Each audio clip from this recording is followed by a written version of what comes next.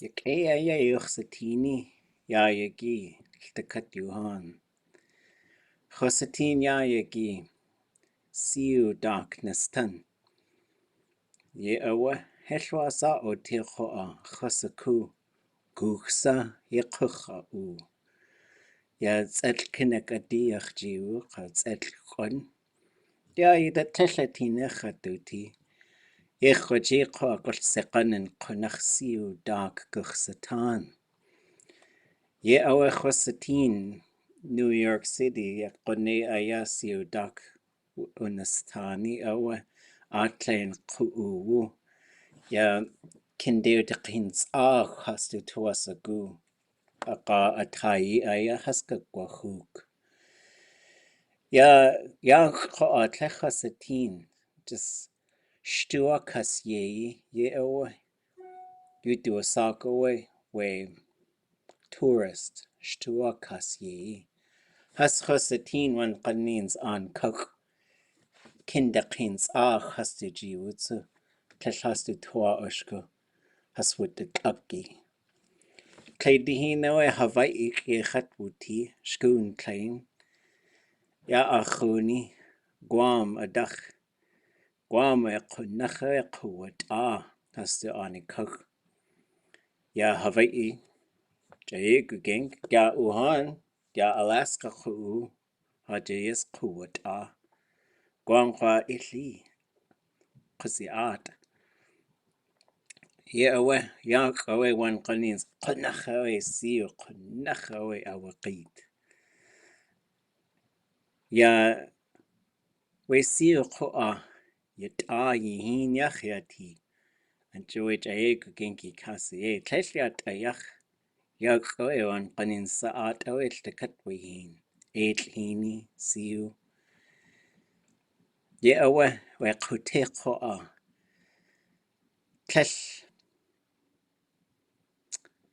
khatchakawa ja ade kosti ye qoa just walkinakati ke itina khatiti aqawe gande akwalqain qosatin siu kinakati ye qaqwa janawe akaqwagut janawe akaqwaqukh ye awe ya anikak adatawe yutukhte tansu ya shakhe disia yudu asako ya des aqawe qone aya akaqtutlun yaquwakan ya anika ye awe kwashle shedi di iqaqa qoshi hekhasaku kwatkinsa kwalsande yekakwati hekhasaku ya shkun klein qone yakuhichtsu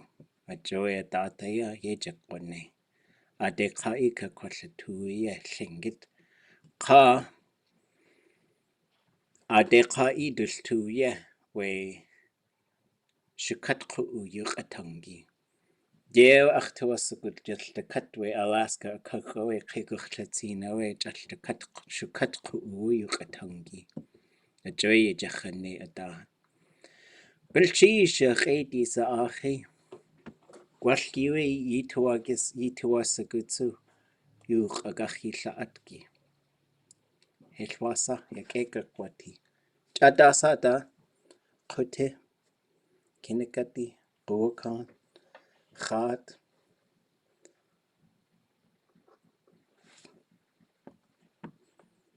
Khatsu zantik hinik khat yati khasiu dakusitanya yaki Ajue just chiegugeng gan adkhwagut agawe kunach khatwudi akawa achnel kie khatwuti ayagi kunalchish Yake Gulchish We itzatsi owe khoach Ya New York City owe ake hawutian Dachte hin owe khwasatin we khu ataswu art Ya hastu tzatsi plain teen Kleide hin owe we kakatil good is a kakwa good. Wait, it's a plain teen. Ja, kleine gaat maka, just do in, just atwo good. How? Okay, ja, gaat lechos a teen. Kleine hin ka away. Hechos a go. Ja, at gaat dake hitti. Grocery store. Wait, convenience store hechos a go. Da was a gachtu sa. Ja, Duck Creek at hun dake hitti owe a yik echatuti. Hechos a go da atinach sa hayati. Gosh. Oh, bodega, okay. Gosh, gosh, atachani, gashakit sakninis, hechasaku. Hosatin ko awe cook, where Makai do a sock way. Tlingit Encouragement you kaya tungit at sea. Ye awa ayahaye hosatin. Ach hete de shi Johan. Ja ach at ye. Hete shu chwatan wi chahat a qaqande wud daqin. Ja ha hiti yidach. Qut wud daqin awa ach at ye. A dat you tuchtatan. Gosh play hooch. Ja qunachawe kashaqi. Ja gwalli sitin awa at ye. Ja at ye plain. Gosh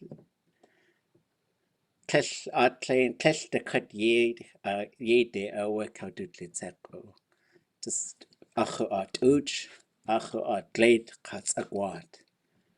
What has our satin we konach the cut ye de kaudutlitzeko a.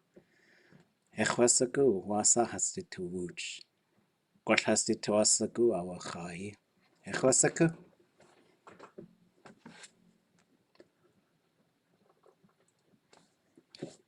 So wasa ye to wooch.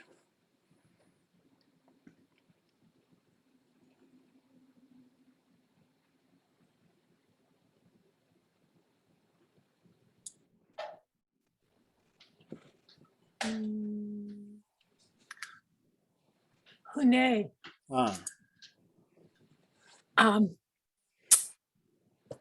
Yeah. Do kudas. Do kachikit. Your shirt. Achayiki oh. Okay. Adusa Kashit. ikudasikach. Ish kuwuchaya you do a sock. Ya ye kakti yausane. Ka acho ishu shahich. Yash the cutway dinosaur. What dinosaur? A kustin sin. Yeah, we played the hin hat wawusia achuni. Asa do a sock dinosaur. Play the hin away we. Play nacha shakatru. We yan wat. What's that do a sock? Kashas was tian. Kasheka at. Ye a wetu wotan. Ha. Khatqa ye khwaji eka has was tian. Ya Kristin sin Alison Bremner dleit khach inach. They know a kausha hit ya ha ai. Ya formline qa hekhasaku asadu asako at. Ya a de katishkit ye. Das a Tlingit hain. Ye awe gosh ye khwaji huidayach. Das awe wutu hain. Chakutat ach ye chak. A klein a ya ha nach sati a uhaini at a datawe you tuchtatan. A de has katish a de has a kawashiti chak. Ya hatlagu khon kiyan. Ye awe khasaku when the gut kuhida chak away khas teen ka khallak ach khawu chakut khawu awe khutsati khallak ach da gosh has to da aya klet khak in a guard here you do a sago atweta khatwa saku ka ni gut kuhida awshekhen. Cheese. Kijk graag in naar gauwke. Kwaskiwe. Kishhan ye khatiati ka audigan ya yagi ka achyatki ka hakadli niche day watua at. Wooch. Dik Ye awa. Ya utekani awa iktekach to at. Ye awa ye Ya achetki ka hakadli. Hastu towasaku. Niche kakri hasti awa. Chiklau de gani. Yak awa kanchish. Yak hoa. Qakan. Kashwatu satin. Gosh. Kunyaki sakshawe kashwatu satin. Yak. Ichasaka. Gosh kudachut ayin koa. Ajoyach tu yakakhushaguz.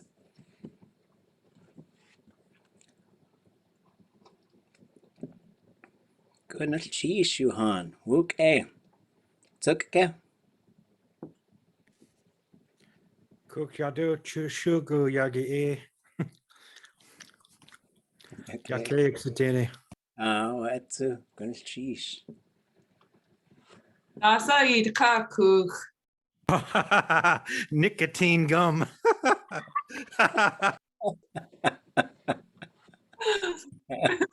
Okay. Okay. All right, folks. Gunal chish. We'll do a little recap. Let's see. What was I saying? It's raining out here. And rain doesn't really bother me. I just put on a jacket, still go walk around, still go drive around, still do all the stuff I normally do. I was in New York City and I saw when it rains, people just bust out umbrellas and they just must have pack them around. Although sometimes it rains really hard. Usually it's like here, you just get this steady kind of. Sometimes you get heavy rain, but it's more commonly just here comes the drizzle for weeks, and so Tlingit is a rain jacket, it's a rubber jacket. Tlingit is rubber boots, and so sometimes I'll wear those, but sometimes not. I was in Hawaii, and sometimes it would rain there, and it'd rain really hard there, but it was so hot. It was just like a hot rain. It was really interesting. I had a friend from Guam, and he always thought it was so cold in Hawaii because Guam, I guess, is just like really hot. Like I heard, you have a car and if you wear glasses, they'll just fog up. I was like, oh, that is hot. And one time we were sitting there and we didn't have to go very far, just across this parking lot. It was raining very hard, but we were going into the place we were staying, and he just looked out the window and sighed, and he says, I wish I had an umbrella. I said, are you made of sugar? I was like, let's just run for it. We'll be fine. We're going right there. All our clothes are in there. And so, Kindakin, is it Kindeo Dekins is a high flying hat. That's the name for an umbrella. Then we're talking a bit more. I heard Nila Toga. I heard there were birds, and it made me think of twice in New York City, we saw people just walk around with just like big old birds, just taking their bird just on their arm, just walking around. Cockatiel, I think it's called, and then a macaw. Then it made me think of, I went into a store. We gotta come up with a name for a convenience store. I saw bodega in the chat. That's fun. And Aukenchish, Kuklik. And I walked into one of those I walked into the stores called Duck Creek Market here in Juneau, and I saw a flyer and it said help. I had a picture of this real nice, like big macaw looking bird, and it said I opened the door and my bird flew outside and it didn't come back. I remember looking at that poster thinking it might be gone because there's a lot of big birds around here, but they're all just sort of like just black or white and brown, right? The bigger birds. There's certainly hawks and all kinds of other stuff, but most commonly, those are the two big birds that you see around here. I guess seagulls are pretty good size as well. ʼawtuli.a.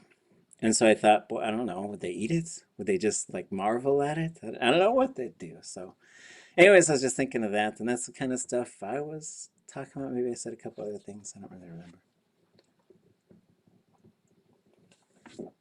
Oh yeah, shach, gonish, yesh, ish. Yeah, I'm always happy when I see them. They're around too. Tawak hastsu yakayeti, the goose or the geese. Okay, gonish. Okay, anybody else want to summarize anything, or if you have any questions, any language questions you folks were thinking about? Yeah, I got one. Oh, So I came back from California, as I mentioned the other day, and I'm in the quarantine house until I get my negative test results. And I was trying to think of how to say that in a Tlingit. So I thought maybe Uniklatin Dakahidi. I don't know. oh. So, chachuch would be like among the people. So, oh, we were talking about all this stuff too. Anybody got any of those quarantine phrases? I had a few of them. Let me see if I could find them. Like when a lot of this stuff, hold on.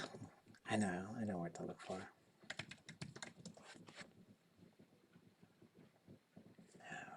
Hold on.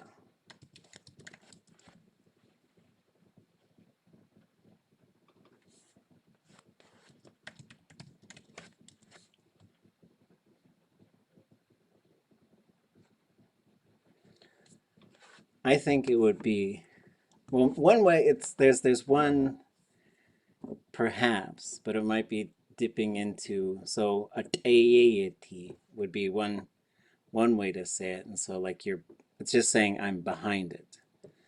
That is something that's a phrase that they would say for when a young girl became a woman. There was a whole ceremony for it. They would build a chash hit, so a brush house would be built on the back of the house, and she would be isolated away from the people. And so they would sometimes say ʼawtuli.a or ʼawtuli.a sometimes, but they would usually say ʼawtuli.a.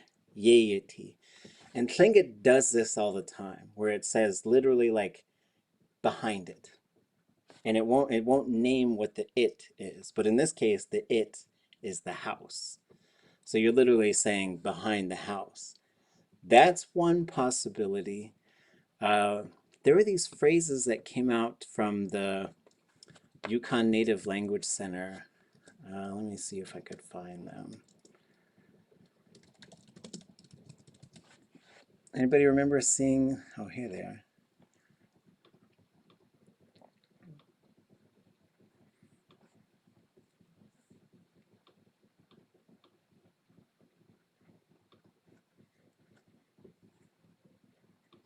Loading. So that's one possible, but it's also sort of looking at a traditional ceremony as well, which is maybe something we want to sort of maybe say that should be for that, if we wanted to bring that practice back. Although it's not like it has a really specific name that's associated with it. So what would happen was only the women of the clan would go around her. Sometimes there would be fasting involved. And then, so usually she would be fasting, and then they would be talking to her a lot about this transition and the power of being a woman. And then when she was done, they would make all of her favorite foods. And so I think this went on for, people usually didn't fast for more than like 4 or 5 days. So they would still be bringing her food and stuff. And whenever the cycle was through, disnigu is what it's called, then they would make all of her favorite foods, and then they would feed the community, and they would have duche duch'e chant atchai ku'ik. So they would have a ku'ik that's called the food next to her mouth. And then they would just sort of bring out a new potential future mother, because all of our identity goes through the females in the clan. So it's always really important. That file took a long time to load. It does make sense about the isolation. Mm-hmm. I mean, in regards to the translation of a quarantine house. Right. So I'll put this. Oh, go ahead. I was wondering if there was a word developed during earlier periods where not pandemics like what we're talking about here, but things like in the past couple of 100 years, there have been other diseases that have gone through in different places, tuberculosis, stuff like that. Was there ever a word developed here to cover those things? Yeah, so usually we have some sort of something unique, right? And so depending on what it was, so I think tuberculosis was a tunigu or something like that, and so the sickness inside, and so they would have terms, and especially for the smallpox is quan, and so we had actually kind of an emotional conversation about a year ago. We were having a little over a year ago when we had the MOOC last summer, and we had Mary Rudolph come to visit us, and she's a Tlingit speaker, and we just started talking about it, and I was, talking about where we're from, if the men got sick, they would go up in the mountain and go live in a cave, and that's usually where they died, but just to keep it from spreading to the rest of the community, which is why we're also talking, and it got emotional because like when you deal with an epidemic, for a lot of indigenous peoples, it just brings up all this trauma because it wiped out so many of our peoples. And so it's sometimes really tough to see when people are being really kind of Cavalier. yeah, and just say, well, I'll be fine, and just not thinking about some of the larger consequences and stuff, because we've gone through generations of these things that have, in some communities, you're looking at 80-90% just wiped out. And so, not that, that just it does something to the collective memory. But the Yukon Native Language Center did put out some phrases, which are neat, so we could take a look at some of these. So stay in your homes is a command form. Ye ne shech, ye nati. So this first ye is a possessive plural second person pronoun. You alls, all of y'alls, however you guys want. Y'alls? I don't know. Nech, in this case, is a noun for home. Ye nechi is the possessed. We're going to look at that today. How do you possess a noun? This means to be residing at, and it's associated with this verb. This verb now with this in front of it becomes to be residing somewhere or to be somewhere. Ye nati is the verb in its command form, and then you get ye as an object pronoun. So this is again you all, second person plural, but now you are the object of the verb. And so for Tlingit, whenever you're sort of talking about being or being somewhere, you're going to usually use this phrase, and it's going to have an object pronoun. And just like we do talk about object pronouns, subject pronouns, the subject does the verb, the object, the verb usually happens to them. Tlingit uses them a little bit differently. A bunch of state verbs, you're going to use objects, for to be a certain way. I'm good, I'm stinky, I'm strong, I'm amazing, whatever I am. Those are going to be objects, pronouns. And so the difference is whether you're going to say I or me in English, right? So you'd say I am good. But in Tlingit, just unfortunately, like the old Hollywood Indians, you'd say me good, right? Like that's the literal word order that you're going to use. Chat is me. Yak-a is good. There's another one here. It's another command form. Wooch, eat, yiddish. Help each other. I'd probably put a high tone mark on that eat. Not a big deal. Wooch means to each other. We'll learn about this as well. This eat, ide, idach, ich, in. It serves a bunch of purposes, but basically you have these suffixes that talk about where something's going, towards, away from, arriving at, and there's not a whole bunch of them, but sometimes there's 3 or 4 of them which do very similar things. And that's what this one is here, to be at somewhere. But you cannot put this onto a pronoun. So you can't say ach de to be like towards me, or chat de. You can't say that. Or you can't even really say ʼawtuli.a. You can't really say it towards my mom. So you need this little e there. It doesn't mean anything. It just exists. So you can put a suffix on it. Wooch, eat, arriving at each other. Yiddish. It's a command form for help, right? So I could say, do eat yiddish. Help that person. Like let's say we're doing some kind of language exercise, low pressure stuff. I'm asking you to translate something and you're like, I don't know. I've never seen that word. And I'll say, do eat yiddish. Y'all help him. Y'all help that person. So wooch, eat yiddish is help each other. Another command form, iqanech, be safe. That's a good interpretation. The verb itself means to be healthy or to be recovered or to get well from a sickness. So if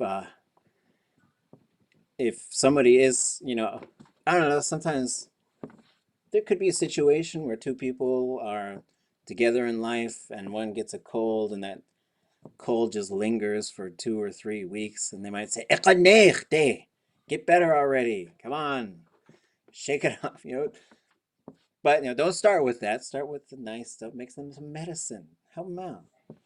But this would also be like be safe. Right? Next one. Oh, let me make sure I got the chat. Ask questions if you got them or share thoughts. So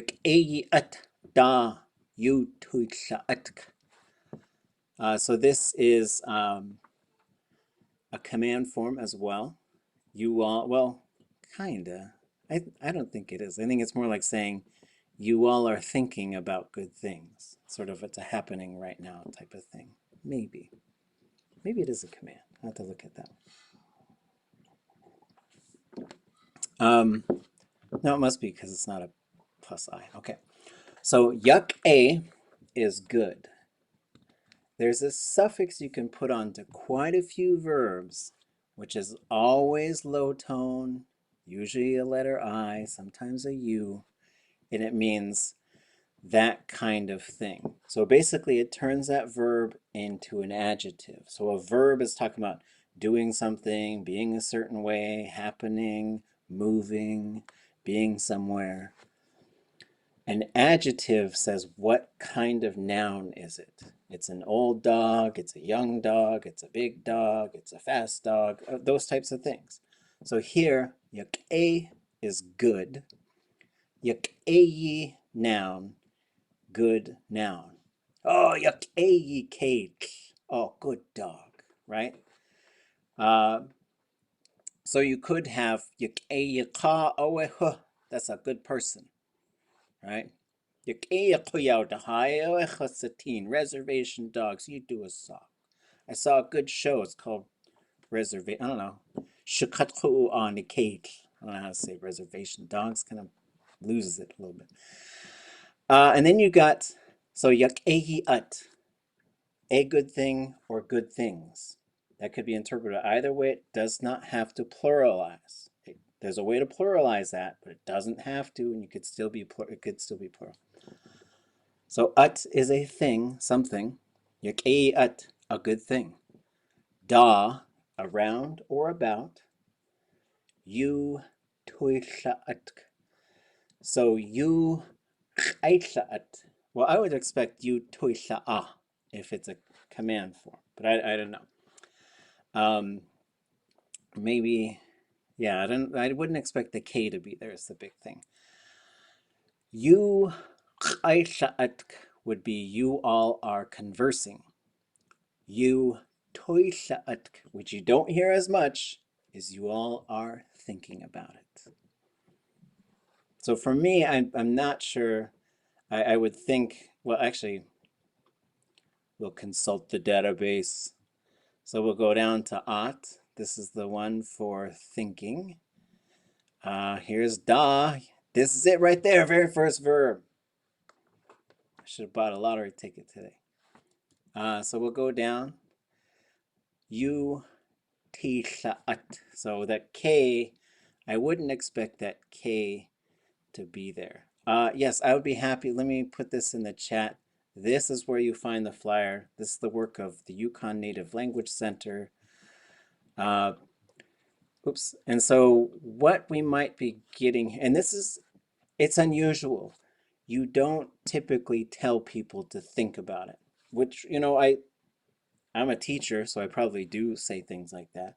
But typically you're not commanding a whole bunch of people to go think about something. It's crossing that line into getting a little too bossy. But there is a form right here. Once you have the K on there, it means it's happening right now.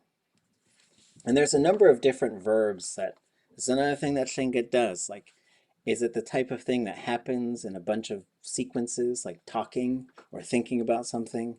Then it goes into these repetitive modes, which is a little bit advanced. Okay. So now we got to think about good things. Go around on your land. ʼawtuli.a. So here's the ye again, y'alls. Ani, the possessed form of on, which is often if you just said on dewugut, you would think they went to town, they went to the village. But it could also mean the land owned by a person or a clan, especially. Like if you say ha'ani owe, if I said that and you knew me, you're probably thinking about Chilkoot, right? Cut is on, so ka is on, and the letter T as a suffix, there's two different ones. One of them is to arrive at, and one of them is to move around at. You just sort of, it's a little tough to figure out which one's which, but you usually get it in the meaning. Nai'a is the command form for you all walk around. But when we get into motion verbs, you'll see like it could vary, because sometimes you'll say neich yi'a, and sometimes you'd say ade nai'a. But you could also say at nai'a. Y'all walk around. Just go walk around. Take a walk. Kuch. What's that the name? Nai'u. What's that do with sock? Dleikochinak nai'u. It depends what comes before it, but I would think by it. By it. I was thinking that I might have heard someone the way say cha'ade hutnai u instead of Yeah, that's na'u. forgive me. So it so kind of depends on what comes before it. So what we're looking for is some kind of verb that's a na conjugation and it has u. So you can have ye na u, put it there, right? Leave them there. You could have, you could say atkatsku na u. You gotta be careful who you're saying that one to. Have a baby, right? It's a command form. Go have a baby. You could say, you can't really have there's owning something. And then here, cha'adeyena'u, forgive them. And this is there's an object pronoun there. That's who's being forgiven. That's why you say cha'adeyechatna'u. So Right? plural, huh? Well, you could, so ʼawtuli.a is you're saying it to one person. ʼawtuli.a, you're saying it to groups of people. And this is where those pronoun things, a lot of it's sort of like just carrying that card around or whatever and just practice using them, because maybe we're a dance group and we made a mistake. I'll give you an example. I was with a dance group when we sang these two songs, and they were so similar. Those songs are so similar. And one time we said, we're going to sing this song, and we sang the other song. And a couple of us were looking at each other like, what do we do? And that was our exit, so we just left. But then we're talking, I said, well, we got to go fix the thing. We can't just sort of say it's this song and sing the other song. So we had to go out and we said, ʼawtuli.a. You all forgive us. Right? And so it's just a matter of knowing how to plug in those, looking at the capital O, looking at the capital S. And it's a bit of a manufactured process at first. It's going to feel artificial, might be frustrating, but just to take that little chart out and say, okay, we are asking for forgiveness and we're asking from y'all. So you plug them in and then you got them. Thanks, man. I was just connecting the nai'u and the nai'ut. Mm-hmm. Yeah, and there's different ones, right? Like you could say on a na'u, right? If you're trying to get Bruce Banner to turn into the Hulk, maybe, I don't know. And then there's others, and so ye na'u could also just mean use it, right? So if someone's trying to fix something, or if someone's trying to open a jar of fish, and they're trying to use their fingernails aren't strong enough, I'm not judging them. Hey, and then maybe I'll just give them like a little butter knife, and I'll just say yat ye na'u. Use this one. Use this. Okay, good question.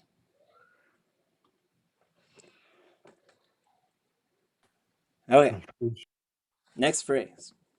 Wooch geischen. Love each other. Let's see. You would not. So you would. Okay. So the question is, wouldn't there be a vowel in the classifier? And this is another great question.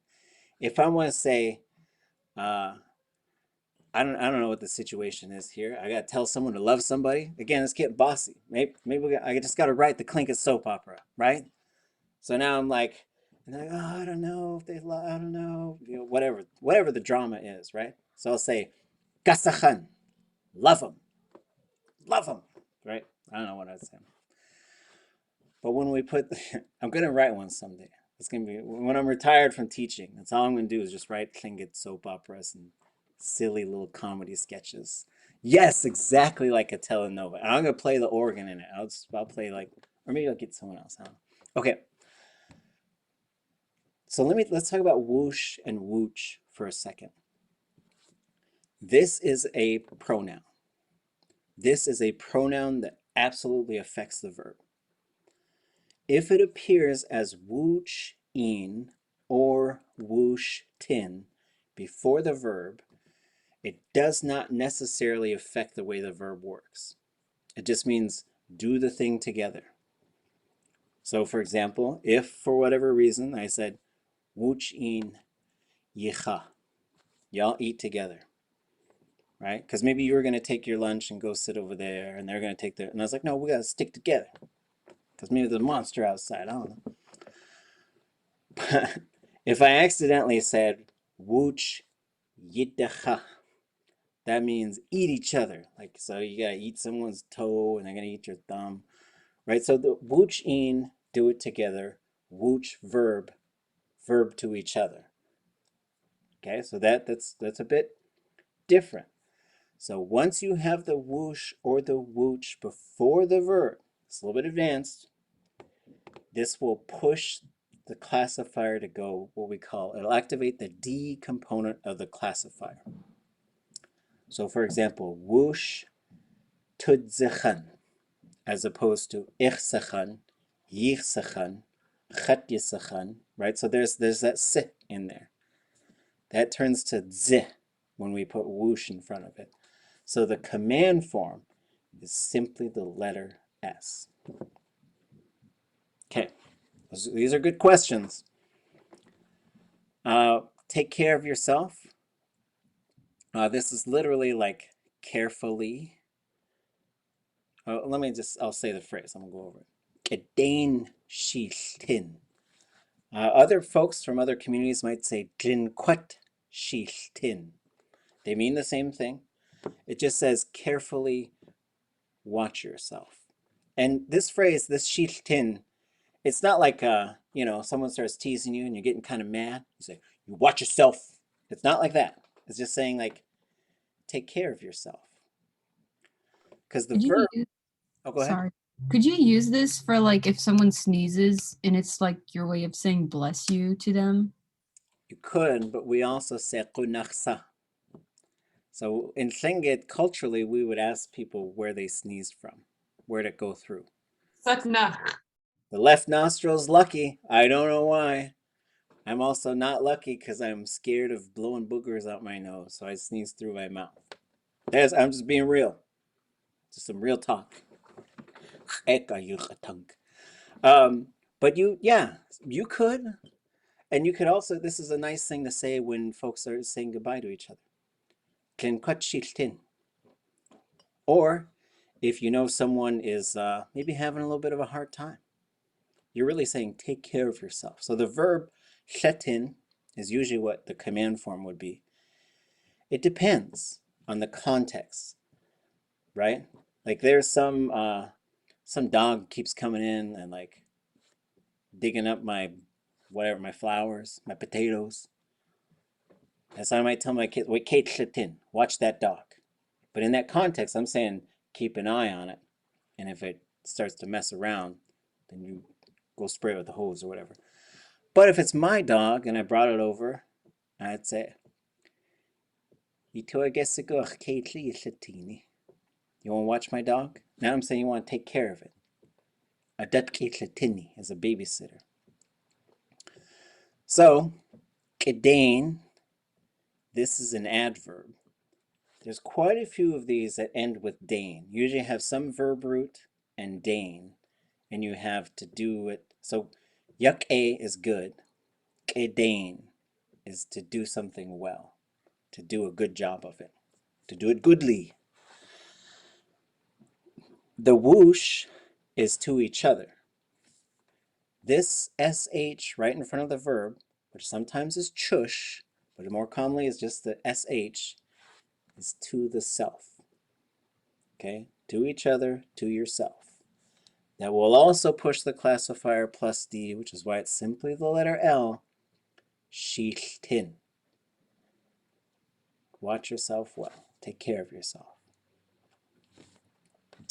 Wooch in. So wooch in, wooch tin. You're going to hear them all. They all mean the same thing. With each other, wooch in. Ye jenachtune. This is a hortative. So you can command another person. You can command a single person or a group of people. But if you're talking to the group, you have to say, let's do the thing. So that's what this is saying. Ye jene is the verb. Let's work together. Ye wuchin ye jenachtune.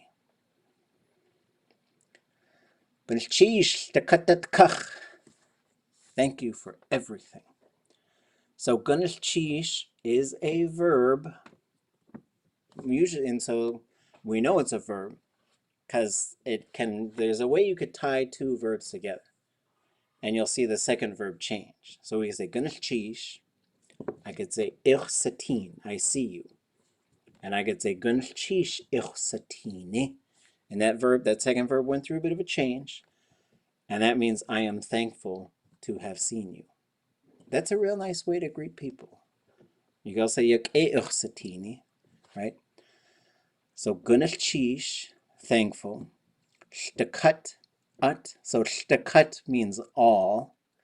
And then shtakat ut, all thing, everything. Kach is for, I probably wouldn't put that apostrophe on there, but maybe there's something going on there. I wouldn't expect that apostrophe to be there. but I will leave it alone. Okay. Next one, kagenach yetachundenach. So kagenach can also be said kashdagenach. It means slowly or carefully, depends how it's being used. Yadachun, straight ahead. Again, it depends on how it's being. If you're just driving a car and I'm giving you the directions. That's when we learned Hawaiian, our teacher made us drive him around. Give us all the directions in Hawaiian. We never crashed, so we did okay. But yadachun could also mean straightforward. So if you say yadachun ka aweha, they are a straightforward person. They're honest. Yadachun, if you're a song leader, also means sing the vocables. So whatever the vocable part of the song is, you're going to sing that. Okay. And then nagu is the command form to walk. Kakenach yetachun de nagu. Carefully go straight ahead. It's a metaphor, right? Because it could be, I don't know what the situation is. It's kind of maybe we're walking on a trail and there's a bit of a cliff or something. I'm talking to my kids or something. I might tell them something like that. Janita ooze. Wash your hands. Janita ooze. Y'all wash your hands. Good phrases. Those are good phrases. Sorry, I was inspired by the core and the isolation. That was great. Sheesh.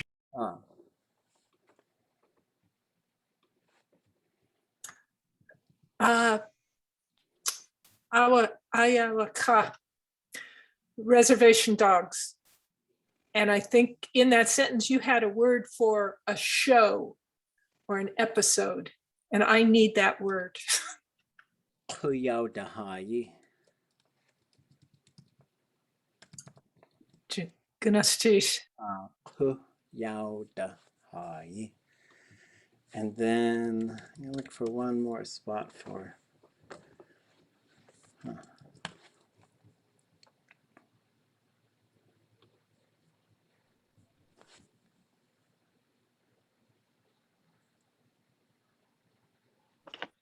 Renee, question. Mhm. So I posted in the chat, Sani Keek saying wash your hands, and I've been listening to it over and over. And I was wondering, am I hearing a difference between the inland, or am I just hearing her voice? There's two ways to say it. You can say I jin na ooze. And you can also say janita ooze. And they're saying the same thing. So you can say any body part. I body part. Na ooze.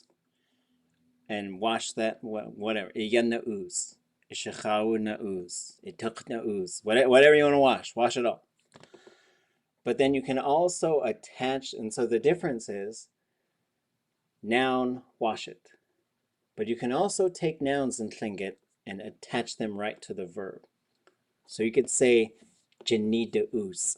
And there's a little bit of a technical difference here. One is wash your hands, and the other is wash your own hands. And not like you're gonna, I don't know, if you had let's say you're a grandparent, and then your kid is the parent, and a little kid comes in with these dirty hands, and you know that kid can't wash their own hands very good. Do jin na ooze. Go wash their hands, right? So when you get to the grandparent phase, you get all the commands. You've unlocked them. It's like a cheat code. You just unlock them all.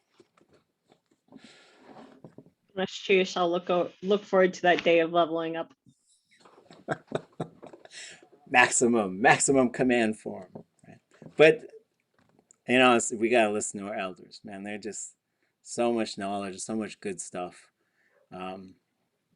I get really lonely for the days when I could just go listen to them talk. Another question or thought? Yeah, I had a question about naming, if that's okay. Okay. For names. I was given my great aunt Betty Didrikson's name this year, and I heard Heatley in the ceremony, and my aunt, my late aunt Joni Didrikson had written it down in the our family documents. I put it in the chat like this, and I was also told that it means herring rake. And so I was just wondering, with names, because I looked up in your dictionary that herring rake is hitla. I'm just wondering if old names like that, if they change over time, or if the meaning might be different, or just Could you tell me what clan it is?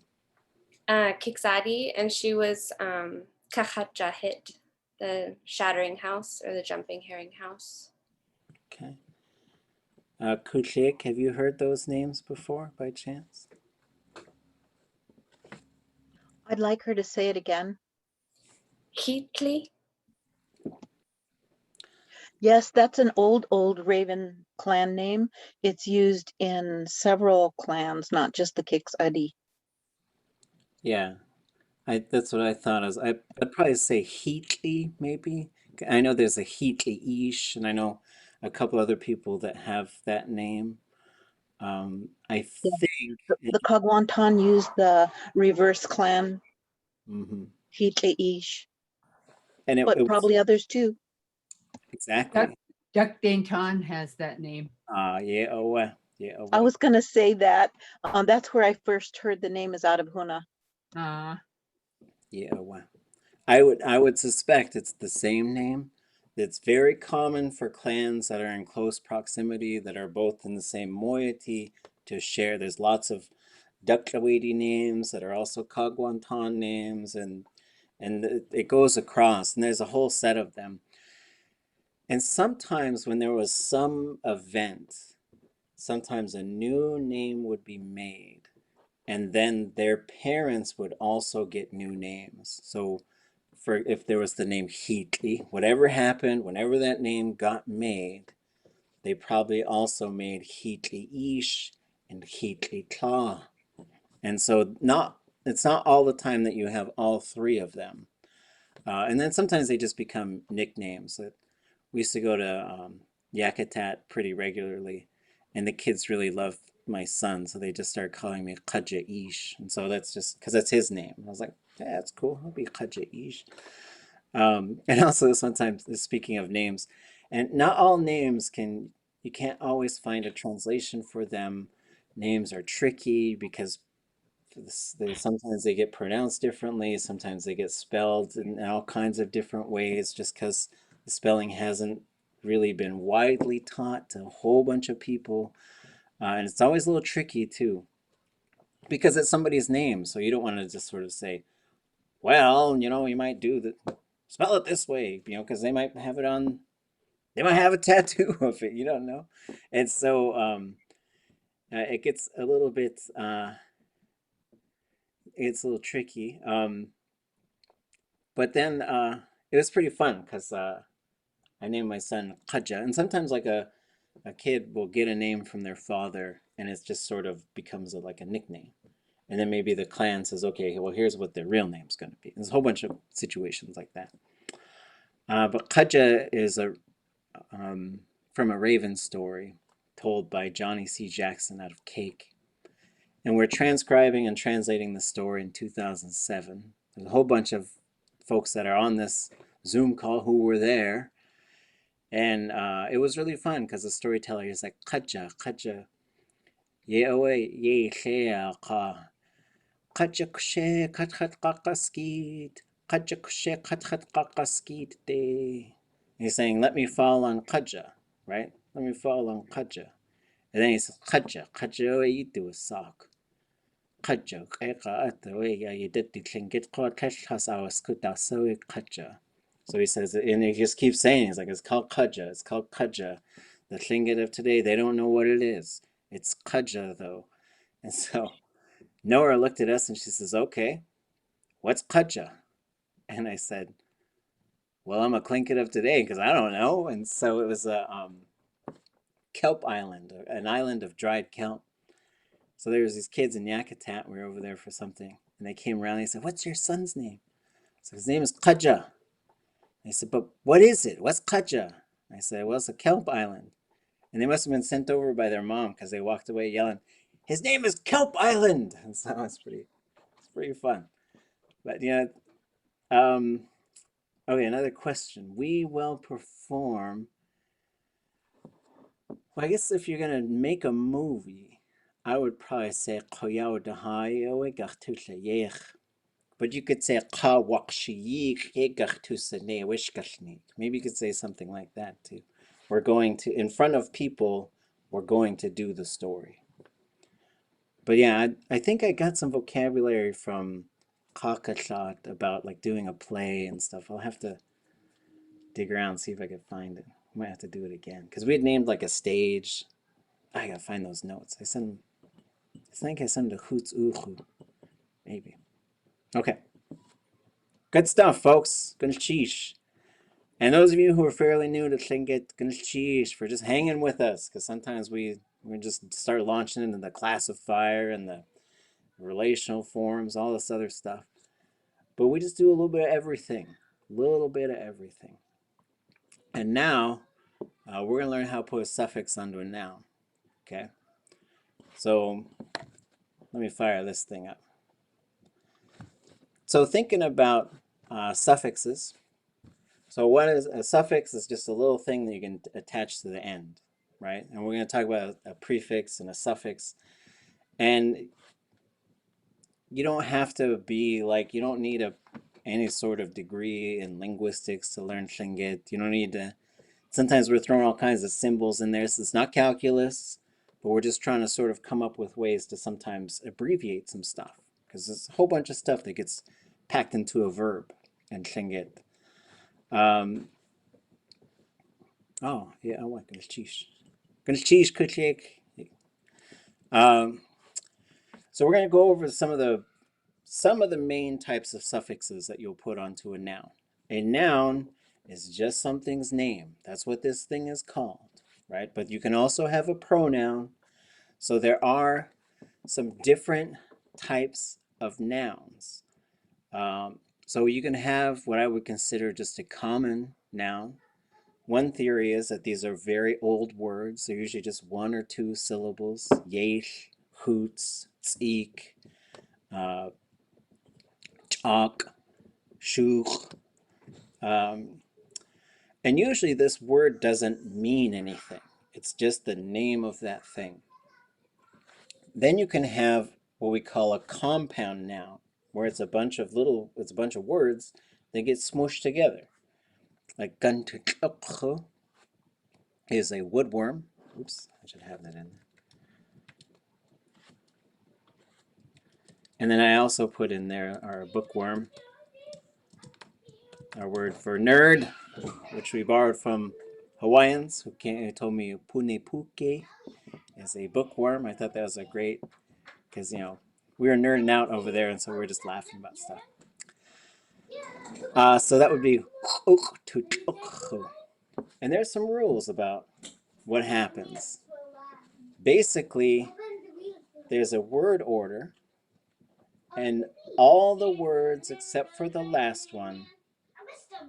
Hey, Katkina, Kaja. So usually the vowels are going to be shortened and flattened. So that's something that's usually going to happen. So uk and gun are high-toned words.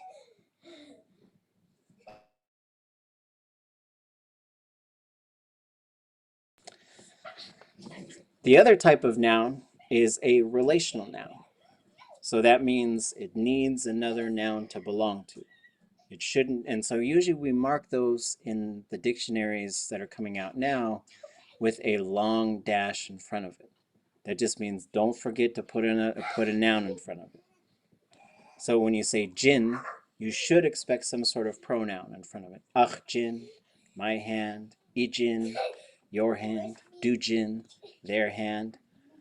Something that was interesting to me is we asked elders, like, well, do you need to pluralize it? Because you'd say like our hands, and they said no. So you'd say ha jin, That's not our single hand that we all share. I use it on Mondays, use it on Tuesdays. It's our hands. Then there's a noun that comes from a verb, like ʼawtuli.a. That's a verb. And you'll learn how to spot these, right? You say, oh yeah, that looks like a verb.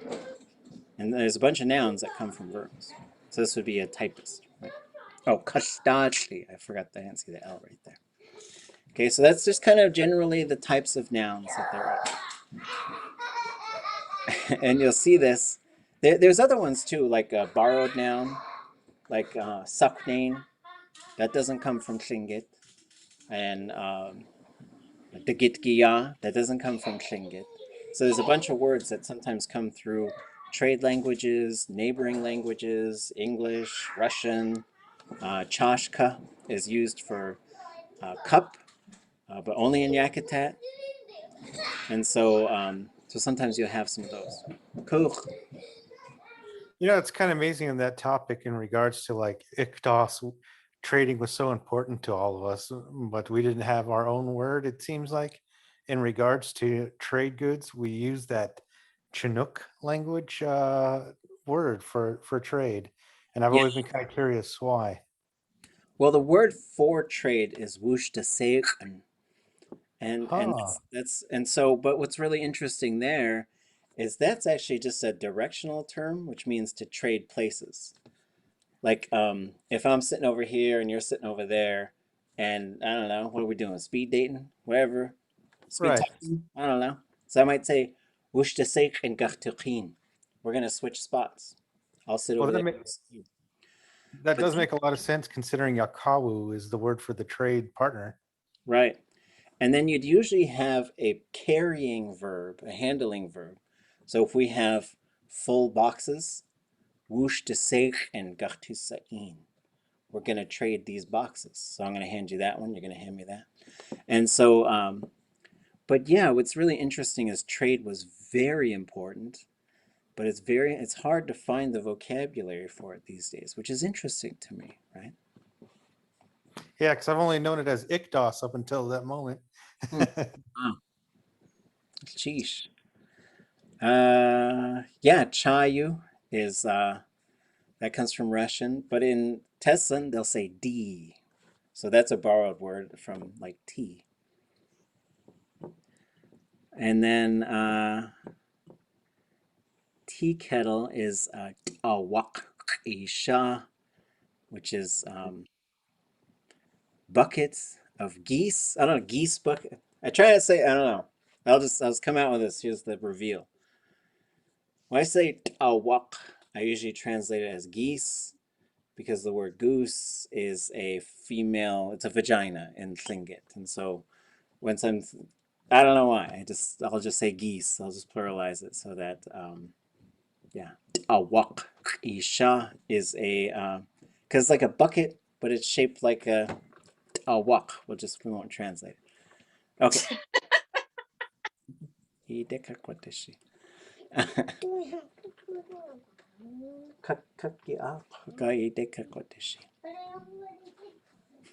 Okay. So let's talk about how suffixes work in English to get us thinking about suffix. There's a whole bunch of stuff we do with suffixes, a whole bunch of stuff you do. Unless you teach another language to someone else, there's probably a whole bunch of stuff you do that you don't have to think about all the time, right? And so if we say these three words in English, we got cat, dog, and bus, right? So just thinking of them, if we wanted to pluralize these, I have one cat, but I have three, what? What would I say in English, right? It would change, right? Cats, right? And if I have a dog, but then I have two Dogs. dogs, right? And if I have a bus, but I have five Buses. buses, right? And I think, is this, I don't know how to spell in English. Is this right? You just put an ES on it? Or is the extra S not there? Did it used to be there? Is that just something It did used to be there. I think in Australia, it would still be there. Here, I don't think it is. You're not? Okay. I never, it seems like it changes, but I don't know if that's one of those things like You just think it's that way in your brain.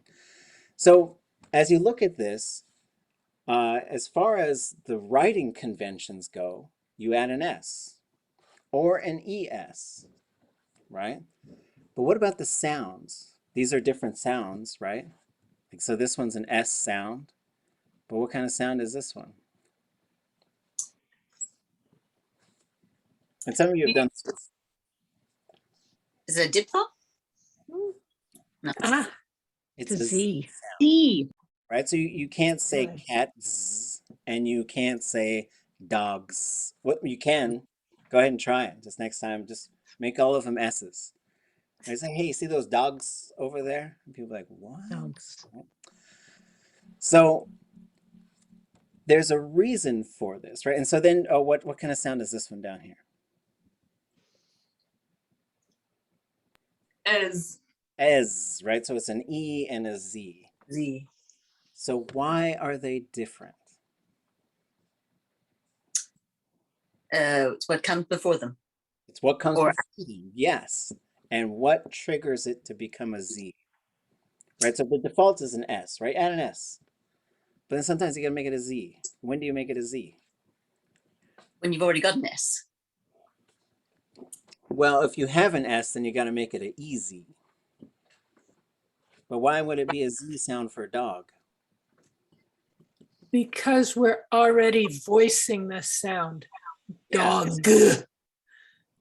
So what you got here is you got a rule, right? Yeah. To pluralize or to use the possessive form, like it's the cat's meow. Is that what you say? Yeah. The bee's knees. Okay. So here's the rule. You add an S. But the S and the Z are actually the same, more or less the same thing in this case. So you put your fingers just kind of at the base of your neck and you go t, t, t, g, g, g. One of them has your vocal cords activated. So Good. then I say if your vocal cords are on, leave them on because an S and a Z are the same sound except you're adding your vocal cords. And you know, if you speak English, right? Maybe if you learned English as a second language, you had to sometimes think about all this stuff. But if it's your first language, you probably didn't have to say, oh yeah, if your vocal cords are on, it's a Z. And if it's got a sibilant ending, then you got to put an E on it. And then then that's your vocal cords activated. So then of course it's a Z. So you don't have to think about that stuff. And you also don't have to necessarily, like when you're raising a kid, they'll say all kinds of stuff. And usually you'll just say it back to them. Like a lot of times you might just let it go. You know, like how you do past tense of irregular verbs, right? They say, oh yeah, they run down the street, right? They'll say stuff like that all the time. And then sometimes you just say ran. But unless you study languages, you're probably like, oh no, that's an irregular verb. And so, there's not always a big explanation for it. So sometimes learning a second language, you have to learn some of the rules behind it. But then what you'll see is a language usually just wants to find the easiest way to get there. It's like we do this thing, but it's too awkward to do this, so we do this alternative thing. And that's gonna, so unvoiced, voiced, and then the S or Z ending, and then you got to add an E there for a peg vowel, just so you can get some, because you also can't really say bus. You can't do two S's in a row, right? So when we look at a noun, and we're setting you up. Sorry, I'm having. So we're just setting up for talking about Tlingit suffixes because they're going to do this kind of stuff. But it's going to seem really wild, but English does this stuff too. It's not unusual, okay? So a noun, the way Kehinuk John Martin said, it's a name. That's what a noun is. It's just a name of something. What's this called? What's that called? What's this called? What's that called? And we're just going to say its name, right? So a noun can get altered in Tlingit and in English, right? By an adjective. An adjective modifies the noun. It's a fat cat, a hungry cat, or not. Well, it's a fast cat. It's a red cat. It's a lazy cat. It's a nice cat, right? So you can have all these different things, and you're talking about the quality of the thing. So in Tlingit, you've got two types of adjectives. You've got ones that come before the noun, pre, and you've got ones that come after the noun, post. Right? So this is, we're going to talk about this preposition, postposition. That just means, does it come before or after? So for example, everybody say douche, Douche. douche.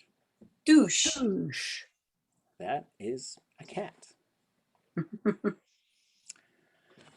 So now we're going to modify this using adjectives. This is how you could change a noun in Tlingit. Adjectives are not super common, but you'll see them.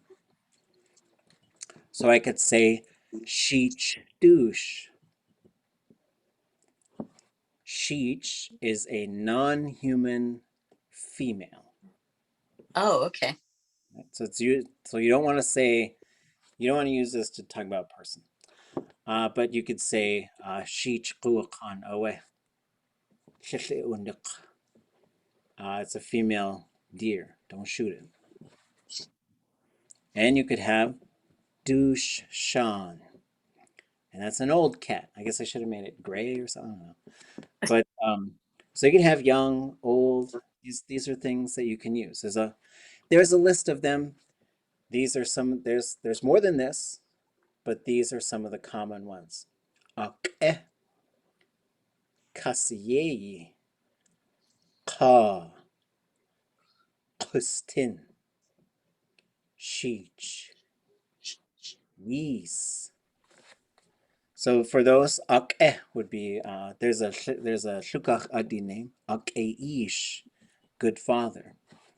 Kasiyei is strange. A thermos, so you can pour coffee in it. It's hot. 3 hours later, still hot. Kasiyei gucha, the strange cup. Qunch is tobacco. Some people go to the store to get kasiyei qunch, strange tobacco. Ka, that's usually used for non-humans. Kadzisk, guk, un. Male moose, shoot it. Not like we shoot all the moose, but for those who go hunting, right? However, there are some kinship terms that are not gendered, like tlishk. So you could say ka'a awed hastu tlishk, the male grandparent. Shawat a awed hastu tlishk, the female grandparent. But it's got to be shawat a. Okay. Yes. To have an old thing, so you could have tlagu, and it kind of depends how it's old. Like this is a really old building; it's been here for a long time. You could say chagu. Chagu is it's old. Tlagu usually means it's old and run down.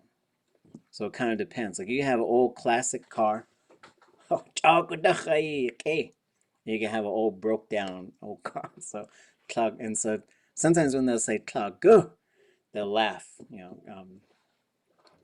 Okay, good questions. So then you can have one. So all these so we put this long line after it to show before the noun. A'ke kate, kaseyeye kate, ka kate, kustin kate. Maybe like Clifford, the big red dog. Sheech kate, yeast kate. So then there's ones that come after the noun, right? So then you get noun. So here you'd have yech sak. Sometimes that's what people call the raven stories. It's going to become raven, or icht sak, going to become a medicine person. This one also works well for if you're with someone that's going to be you guys are engaged. Congratulations. Ach chuch sak, my husband to be. Ach shat sak, my wife to be. Sean, Klein, Uwa, Hook, Yi. Right? And so so you could also have a Chuch Yi, an ex-husband, a Shak Yi, an ex-wife. This is sometimes used by some speakers to tell you that that person passed away. It's not that common, but yeah, there was one speaker, Jukatine, we worked with her a lot, and she'd say, Ach ish yi, the one that used to be my father. Yes, and these don't, they don't compound. They're just their own separate words. But there are some of them where sometimes you'll see them do that. So yeah, uwa sometimes does. Okay, good job. And we have lists of these. It's just good to know that they exist. As if you encounter them, you know, look them up and you'll be able to see what they translate to. Any questions so far? When you said they're their own words, do you mean that there's like a space between, like if I say my wife to be, I say ach shat sak? Yeah, that would be 3 words. Oh, okay. Yeah. Unatish. Good question. Yeah. Kasa ye ka. Those would be 2 words, right? That's a strange person, right? So I don't know, walk with your kids in a big city. It's a good thing when they can understand the language that pretty sure no one on that island understood what we were saying. So it was kind of fun. Although you never know. You never know. Okay. Anything else with the adjectives? Okay. Now let's look at some suffixes. These ones you are going to see a lot of. Okay. These can attach right to a noun. Usually you don't see them attached to a name or a pronoun.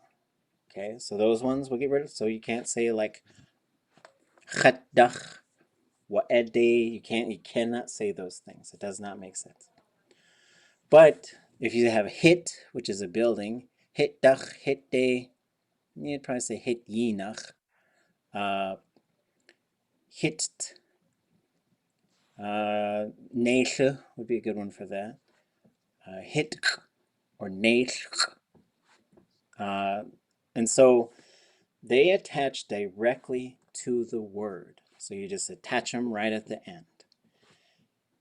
They mean from so let's take a look at these first 2. Whoops. They move. So away from is dach, towards is day. So something that you can do, just little exercises, is just take your hands and you go dach, day, dach, day. This is the focal point. Dach, day, dach, day. Away from, towards, away from, towards. There are some, if the word ends with a vowel, sometimes it will contract to just the letter T and X. Other times, not often, it'll just be the letter X. Ach. Ach is a contraction of adach. Okay? So that is from, but in Tlingit, time and space are the same sorts of things, so it also means since that time, right? So you can say yidatidach from now on. Oops. So then you can also have day, which is towards.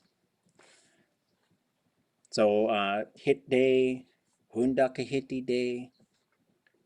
You can have nach, which is, and day can also be until that time. Okay. Nach is through or along, depends on how it's being used. I forgot to. Okay, that should take care. Okay. The letter T most often means to arrive at. Nadak cut. It arrived there, right? So there's kind of 3 different ways to say to be at someplace. Well, there's kind of 4. There's 4 different ways to say at. So if something is at somewhere, it has arrived there, or sometimes is moving around there, is just generally there, this w, but that's usually used without a verb. And then you have which means residing at, resting at, and sometimes, and also at the time of. So if you want to say on, or you say in the summertime, kutan. That's how you do it, is you just put that right on that time marker, right? So you don't have to say, because some people, they try to say in, they'll say kutan tut awe. And it's like inside of summer, you know? And then this, and sometimes there's nothing there, usually if it ends with a vowel. And then you have which usually means repeatedly coming back to or moving around at. So in Tlingit, there's quite a few things that are like this. Like it's there, but you also have to say how it's there. Did it just arrive there? Is it resting there? Is it, just generally there? Okay. Any questions with those?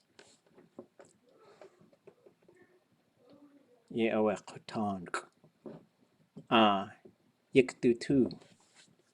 Yeah, could you please give examples of the last two word examples? Sure. So I might say Skagway Yayati. They are in Skagway. Right? So this one works really well for living somewhere, residing somewhere, resting somewhere. But this one, you could say or Nich walking along the beach. So it has to do with it's being there, but it's not at rest, it's moving. And so that's how a lot of the Raven stories start. Nich Raven is walking along the beach. And then the kach, kach means it's resting there. Like my keys. Nedak kach awe ach katich ayi. But if like a little squirrel jumped up on the table and was just running all around, nedak kach ayayeti way kanatzak, that squirrel's on the table. But once I put that, it means it's probably moving around. So good questions. We'll look at another slideshow next week that takes a bit of a closer look at these. Right? I just want you to know that these are some of the most common suffixes are talking about where something is going or where it's at and how it's there. And Tlingit, it packs a lot of that information into one little sound. Okay. Conchish. So when we think of a word, so we did like the pre and the post. So that's usually talking about a separate word in front of it or a separate word after it. But we also have prefix and suffix. That means we're attaching something directly to that word. Okay, so with the pre and the post, it's its own separate word, and we're just talking about word order. Does it come before or after? So here, like if we take the English word safe, if we wanted to have a prefix, we could have unsafe. And if we want to have a suffix, we could have safely. Right? So it's just attaching, and it alters the meaning. Right? We see that it alters the meaning. And you can have unsafely. Right? So you can have both of them. So in Tlingit, we're going to be taking a look at a suffix here. And in particular, our focus is on a couple of different things that are going to alter what's happening with the noun. Right? So this whole chapter, and if you want to read about it, there's a text, and you can get to it by going to our MOOC homepage, tlingitlanguage.com, learning Tlingit, Tlingit MOOC, and look for this book called ʼawtuli.a, which the name comes from the mouth. So I was doing a bunch of work and trying to figure out how to write a book that would describe a bunch of this stuff. And I had a friend named Seth Cable who does a lot of work with us, and he was reviewing the book, and he said, well, I got a comment. He's like, this is not just about because it was called Understanding the Tlingit Verb, but then you get 10 chapters that aren't even about verbs, they're about everything else. And he says, this is bigger than just the verb. So then I was like, well, I was doing some work with Selena Everson, and she said, our language saved us. And I was like, that's got to be the name of it. And so there's a chapter in there, it's about the third or fourth chapter, that talks about modifying a noun. And that's what we're learning how to do right now. It's like, here's a noun, and you could put an adjective on it. You could put a suffix on it. And now we're going to look at some of these suffixes here. So for our examples, we've got 6 nouns. Hit, douche, tsushk, cake, book, te. Everybody know what all of these things are?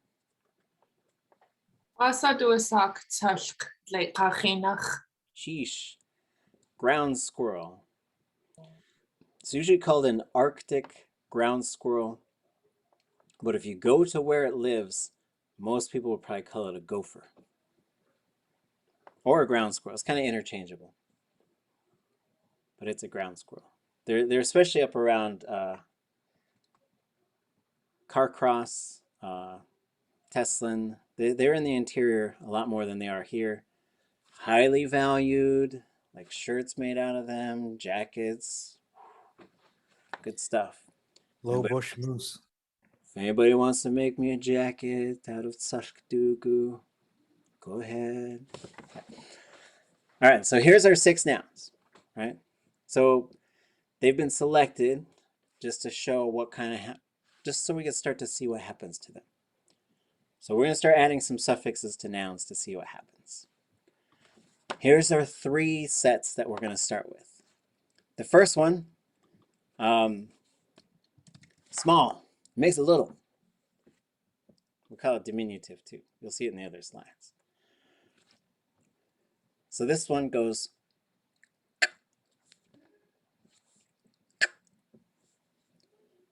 The next one pluralizes. So it goes from one to many.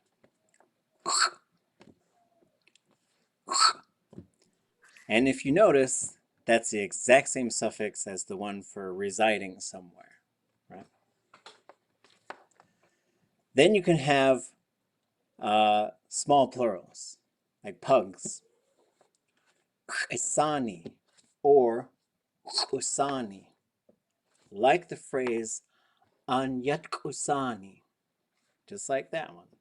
Little children of the land. So we're going to take our 6 nouns and I'm going to run them through using these things, right? So we're going to take this house, make it a little house. Take this house, make it houses. And then take this house, make it a bunch of little houses. And then we'll just sort of say them. And all we're focusing on is just sort of how the noun changes and the meaning. So you can have a little thing. You can have a plural thing. And you can have a bunch of little plural things. The plural, it does not have to change just because there's more than one. You can say nusk hit. That's how most speakers would say it. But in English, you would have to add the S. You can't say, I see 3 house. Right? It just sounds off. I see 3 houses. But for Tlingit, I think generally the rule or guideline is if there's too many to count or you need people to know that there's lots of them, you put the plural marker on there. But not just for like, I got these 2 cats. That'd still just be dech douche. Okay. A little funny story before we get into the stuff, because you got to break up the technical stuff every now and then. So it was probably late 70s, early 80s. A friend of mine, their parents, well, their mother and their mother's brother were out at like a jazz club. Like jazz clubs were the thing. They were in the city. They went from the res to the city. And a guy went outside to have a cigarette, and he saw this box of kittens in the alley. So then he went back into the club, and then they were getting ready to leave. And he says, hey, pull around the back. I gotta pick up these cats. And she says, I'm not gonna drive you and your friends around all night. That was a funny story. Okay, it's a true story. Okay. All right, here we go. So what we're gonna do is we're gonna add these one at a time. Hit, cake, tsushk, Wooch, te. As you look at those words, look at the vowels. Okay, short, long, short, short, short. High, low, high, high, high. Okay? Just focus on those. ʼawtuli is a fun and difficult word. So here we go. You go from hit, Kate,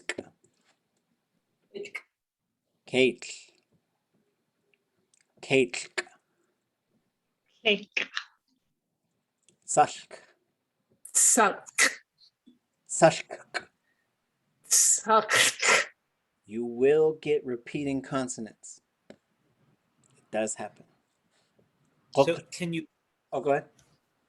hear the K before the K? Yeah, so you should be hearing, I'll say, if I said it super slow, I would go Sashk. So you do hear both. Yes, Mhm. Sashk. But the first one comes out I think very fast. Sashk. But you go that's how the ending should go. But because there's no vowel there, sometimes our ears are like, what? You know, because you don't really get a whole lot of that. And you don't have sounds necessarily. I don't think very often. And maybe if you have two words coming together or something. Okay, good question. Okay.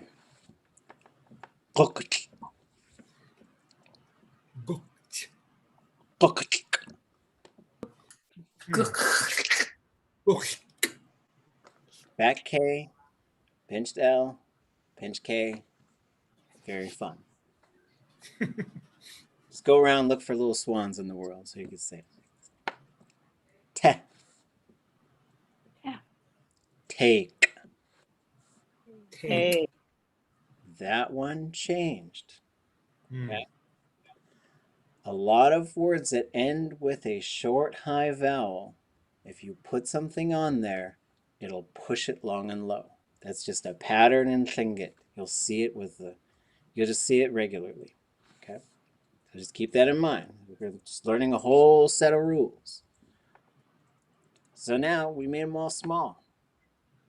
Now let's make a bunch of them. So we go from hit, Kate,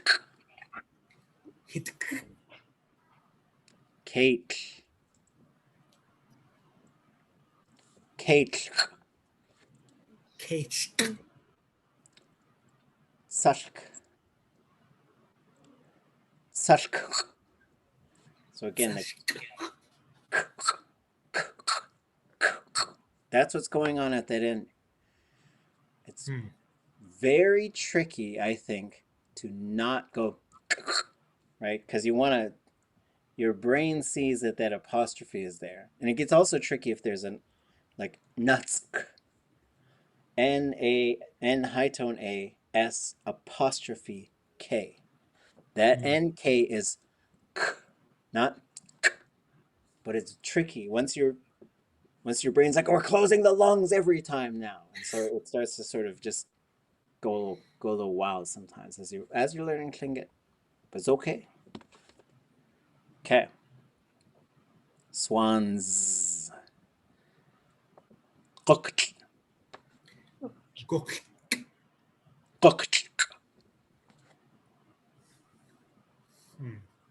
Those are two all-star words. Those are if you're learning Tlingit, those are some of the hardest words to say. It's like little, but I put them in there because I think they're fun. Okay. Any predictions on what rocks is going to be? That's what it should be. Take. Right? It gets long. It stretches it long and low. It's just something that happens. Okay. So now we got a bunch of little houses. Hitkisani.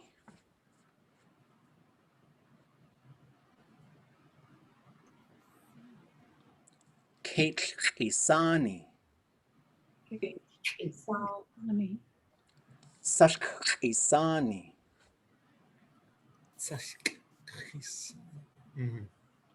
Kokisani. Isani. Teikisani. There are a few words that once you put isani on there, it's actually, it becomes a totally different word. In this case, te isani are pebbles. Atcha is food.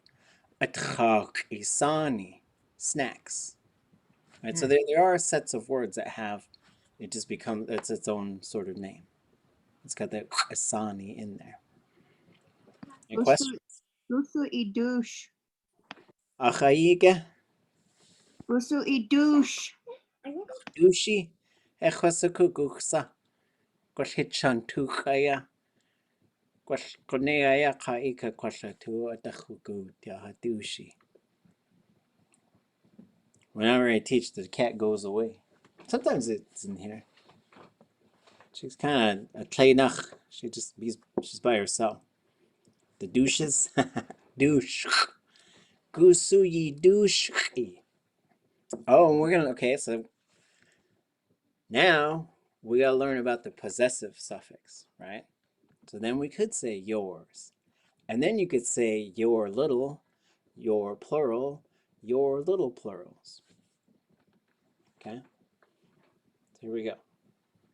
Oh yeah, teich. Well, and then there's like the heart, and then there's fishing, and then there, okay. Anyways. Okay. So let's just take a look. So here's a few other, some of them are repeats. Douche, gweich, cheech, hit, sate, keet, hoots. So we're looking at vowel length, vowel tone.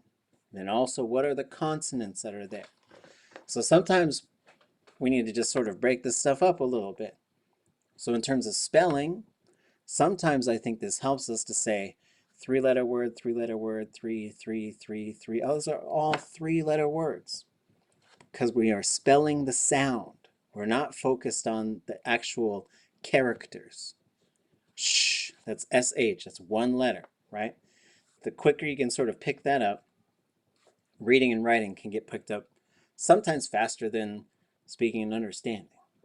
So yeah, but you got to work on it all, right? So that's one thing we could think of, is just sort of breaking those words apart. As you learn more words, you can sort of just use this as an exercise. Sometimes it'll help you remember because you're also really focusing on that vowel, but then the consonant, right? The other thing you can do, here's another set of words. Kate, tzashk. Or wait, let me go back here. Anything that we don't know what it is in English, just say it. It's okay if you don't. Wasa duasa gwell. Bag. Gnas chish. Keet ko'a. Killer whale. Sate. Sate, necklace. Kashish. Hoots. Hoots, brown bear. Cheech, porpoise. Not a dolphin. They got their own little name. On. Okay, cheesh. It's another set of words. Cake, tzashk, quk, sheikh, yeich, tsa, ah. Any of those that we don't know? Wasan duasak a. Lake.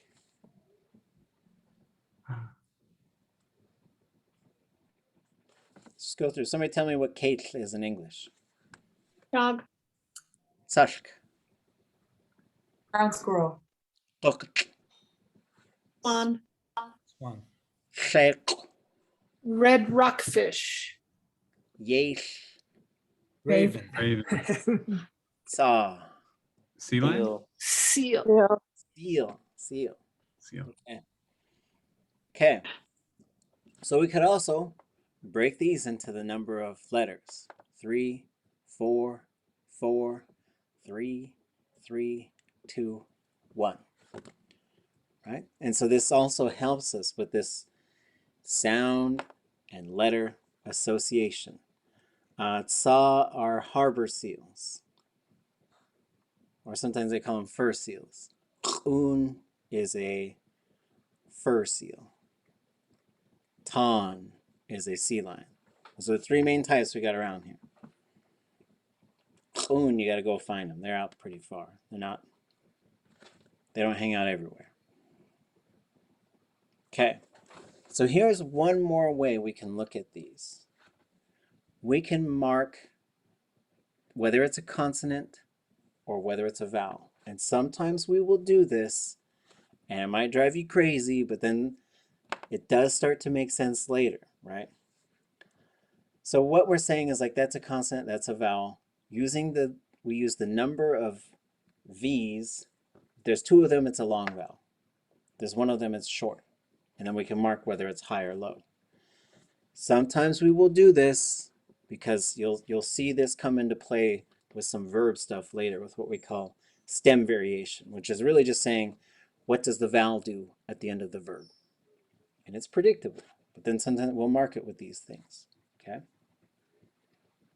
And there's a reason, because sometimes when we look at some of these rules, we start talking about the consonants, and does it end with a vowel? Does it end with a consonant?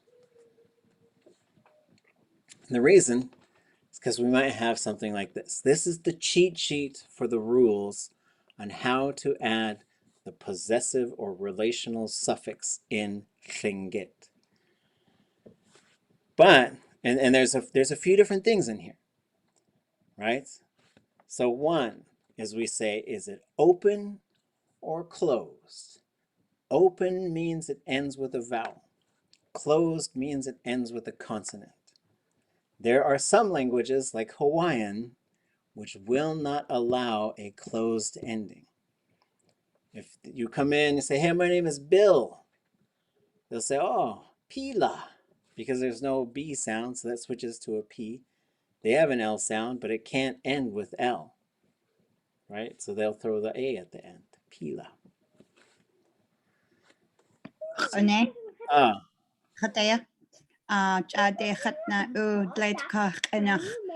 The previous page in the very top one where you have cake and you have the K and then the vowel and the TL. I am wondering, and I always wonder why there's two VVs there, because the consonant would be K and the EI is the vowel. So is the TL is a consonant? No, so the VV just says that it's a long vowel. That's all. Two V's long, one V short. So this is how we mark short, long, high, low. Goodness, jeez. Sometimes we're going to say that's got to be a long, that the stem has to be long. It's got to be low. It's going to be teen, not tin. And that's how we'll mark it, is with this. Question. Is it possible to have a word that has like more than one, I guess, vowels, like maybe a long one and then a short one right next to each other? Or is that not possible? They must be separated by a consonant. So you could certainly have two words and they start to, and you know, but like it's, so when you compound things, it'll change the vowel, right? Like sh plus ye plus ut. Ye plus ut equals yate. You can't have vowel, and like in Hawaiian, you just run all those, when you run those vowels together. I was like, you guys just run them together? What are you doing? You're gonna make the world shake, run your vowels together. And so in Tlingit, it likes to have a pretty good separation, either by taking a pause or that vowel, it has to change into something else. So good question. Okay, so going through here, the questions we have, we start with, does it end with a vowel or does it end with a consonant? The second question we ask is it rounded? Okay, so here's where we start. To put the possessive suffix onto something, you add the letter I. That's what you do. You add an I. However, if it ends with a vowel, you must have YI, because you can't have vowels and vowels. No, we can't do that. So, yeah. Oh, that's great. Go for it. Okay. I for the consonant, y for the vowel. That's the starting point. Rule number 1. Okay, so maybe rule number 1 is this an I.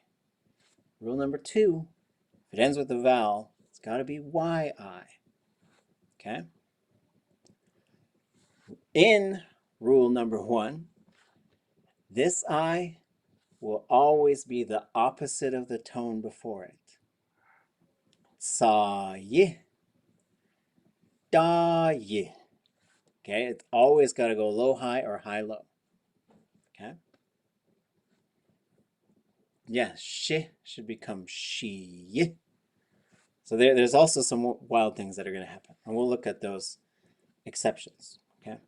In the next 9 minutes, we got 9 minutes. We're going to do it.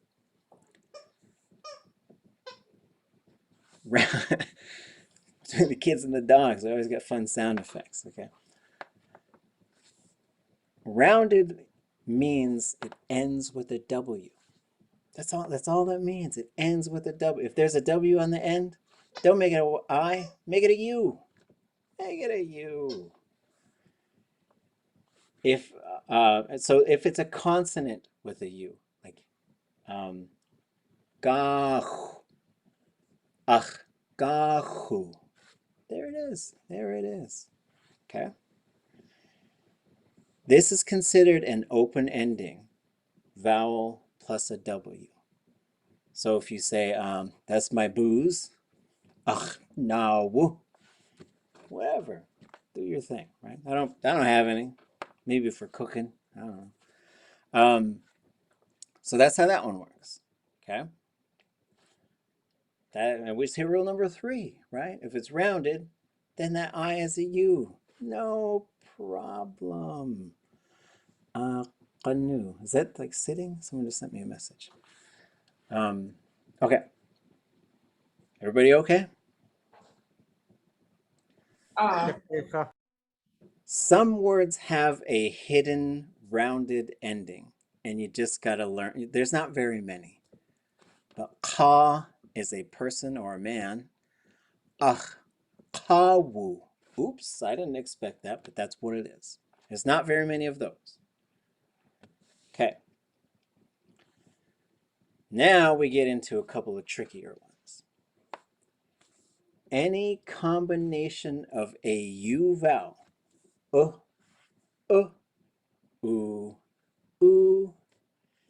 and this has got only on the end of the word, and any kind of G, K, or X will be, that's a rounded ending. It just has to be rounded. So if it ends with uk, or like guk, ach gugu, right? That's just how it works. It just, any U vowel, short, long, high, low, plus any form of a G, K, or X that must be a rounded ending. It just becomes a rounded ending, okay? That rule's a little tricky, and so is this one. Anything that ends with one of these consonants, ch, k, k, t, p, ts, every one of these consonants right here, these 6, have a voiced matching pair, just like S and Z. Dogs, cats. These ones must switch to their voiced version. The CH must become a J. The K has to become a G. The underline, the back K becomes a back G. T becomes a D. TL becomes DL. TS becomes DZ. Question teeth. Yeah, sorry. So I'm just trying to figure out the very bottom one. So it's if you have an oo or an like one of the oo vowels, and then the next one is one of these consonants, it needs to be rounded. Yes, it must be rounded. So Because it needs to have it a doesn't U. end with a W, but if it ends with uk or ook or ook or ugh, it has to be a U. Oh, so then you just do like a like gu, if it's like Yeah, like has to become oh okay. Gracias. Okay, and yeah, rounded. We say rounded, yes, because your lips are, it's all about what the lips are doing. Eh, ooh, eh, ooh. That's it. That's all it is. Like, so if your lips are already rounded, like you go ook, like you have to kind of round your lips to do that. It doesn't make sense to pull them back into a smile. Okay. Like it's just too much work. The mouth is like, no, no, no, take the shortcut. Don't go all the way around the block. So that's a lot of what rules are for a language. It's like you have to communicate something, but then you got a whole bunch of different sort of things. And we're gonna look at these one by one. Okay, we're gonna start going through one by one. Because if you just look at this chart, you're like, wait a minute. It's all scrambling in my brain right now. So, sheesh, a well-timed squeak. Okay. That was good. So here's on I don't know what side it is. Left side, tzatnacha, shinacha. Singular, plural. These are possessive or relational pronouns. Ach, ach, du. My, your, their. Ha, ye, hastu. Our, y'all's, plural there. Okay? And as you go through these exercises, you can just sort of pick a pronoun, okay? So let's take a look at the first set. These are open and they're not rounded. So for example, and we're not owning this thing, we're just using them for examples. There he is. Tsa. Ach, tsa, yi. All the rules in action, right? Ends with a vowel. You got to put yi on there. It's a low tone ending, so the suffix will be high. Generally speaking, a suffix that ends with a vowel will be opposite of the tone before it. A suffix that ends with a consonant will always be high. So we pay attention to these tone things because they have these patterns in Tlingit. And this is how we sound like we're speaking Tlingit. And we're not sort of bringing English sounds and tones and patterns into the language. Wasa'iyati, right? Oh, wasa'iyati, okay? What if it's closed? Well, let's look at some closed examples that are not rounded. Kees, ach, kisi. All the rules in action, high to low. You added an I, right? So the default is like add a YI or an I. That's step one. But if we have a rounded ending, and here's a rounded open, it ends with, it's considered a vowel ending, even though there's the W on there. Gao. Ach, gao. So there it is. Low, high. This one gets a little tricky in testing because sometimes they'll say gam. But then we're getting 3 different answers for how to say my. So I was like, nobody's honing any drums here because I don't know how it works. And what if it's closed and rounded? Gahu. Ach, gahu. So if it ends with the W, just convert it, or it ends with a W, convert it to a U. Okay. And I say like all you have to do, but there's a whole set of rules. But when you start to do these, and what we'll do next week is we'll just sort of review these. We won't go over the whole slideshow. We'll just say, here's the rules. Here they are in action. Here's a whole bunch of nouns. Now we got to possess them. We got to own them. So now we get into this any U vowel plus any G, K, or X. Tanuch. Ach, tanuchu. High, low. Now if you got a turtle, you know how to say my turtle. Now we'll look at some examples with the consonant that goes to its voiced form. Just remember, all of these 6 have a voiced pair. So you should not be saying ach, chi, chi. It's just too hard to do it. Chi, chi. You got to have a gap. So you say chi, ji, and you just put your vocal cords on as soon as you hit that end consonant. Cheech. Ach, chi, ji. Changes to a J. Pook. Ach, pogu. If you're from Teslin, ach, pogu. Somebody already mentioned this one earlier. The cormorant. Yuk. Ach, yuk. Back K, back G. They're the same sound, but you're just turning your vocal cords off. K, k. Keet. Ach, kiti. Yes. Many turtles would be tanuk. Ye away. Many apples. Cake. Ach, kedle. The DL. This is one that lots of people will have dogs. They'll say kedle, kedle. Right? If you try to do the unvoiced one, it just takes more work. Hoots. Ach, hoodzi. To the DZ. Okay. Let's see, what did I have next? The last thing. There are a couple of sort of like the addendums. And then, so words that end with a short high vowel, we should expect them to get pushed long and low. Te. Ach, te. Tuakan te.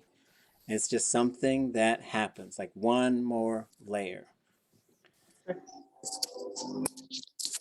Compound words that end with a, una, dana, hita, hitta, hitla, like we had the herring rake.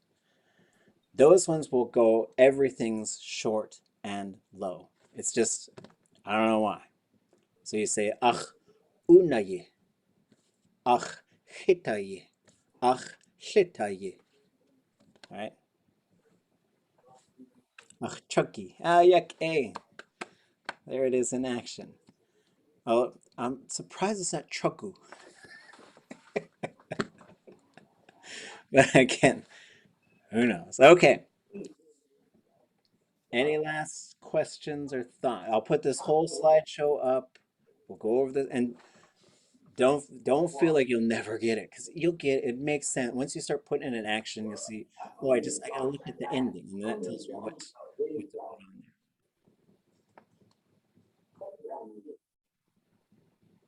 Okay, Konnichiwa, Shuhan, Yukecha. And whenever you learn stuff like this, you go through all these like rules and stuff, but then once you put it into practice, it's just there's a whole logic to it that makes sense in terms of the sounds, the order of things, the vowels. And so yeah, I'll put this whole thing up there, and it shows a whole bunch more examples. Don't look too far. Don't look at the answers because we'll go over them next week. No cheating. But yes, and then I guess the last thing, the order of the suffixes. You can have plural or you can have little, but you cannot have both. Those exist on the same little wheel. The next wheel over is possessive. So you could say ach, ke, ke. And now because that K is, that little is there, you don't have to switch that TL to a DL. Ach, ke, ke. That's my little dog, like a little toy poodle. Just put it in your little teeny bag and carry it around. Yeah, I have a Chihuahua. Yay. But I also have a 20-pound dog. So I was wondering actually, like versus my tiny dog versus my small dog. Yeah, so you can have cake if it was a little dog, and then you could probably have ooski cake. And maybe you even have like ooski cake because it's just like a little, just fits in your hand. And it's getting so cute by now. So cute. Keep it away from all the eagles, though. Goodness, choose. Yeah, I actually have an eagle vest. Okay. For the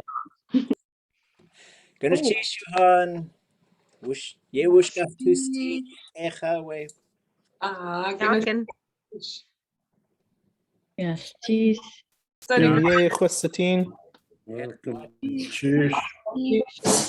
Finish. Finish cheese. Yeah, question. Equity. Say it. Gonna cheese.